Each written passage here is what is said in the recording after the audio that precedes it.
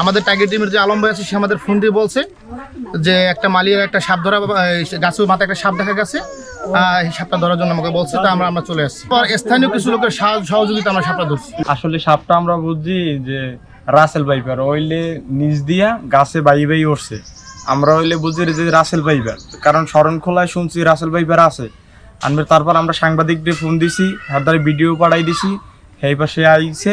এখন এই সাপটা আমরা চাই ধরতে, কারণ আমাকে অনেক ভয় করে যদি এই সাপ আমাদের ঘরে ওঠে, কেউ ক্ষতি করে। এই জন্য আমরা চাই যেন সাপটা ধরে লই যায়। আমি গোসল করে আসছি, আসার পর এরপরে আমার ওয়াইফে গেছে, ওয়াইফে যাই দেখে বিষম একটা সাপ দেওয়ার পরে আমি লাভ দিয়ে পরে দেখি যে এই অবস্থা।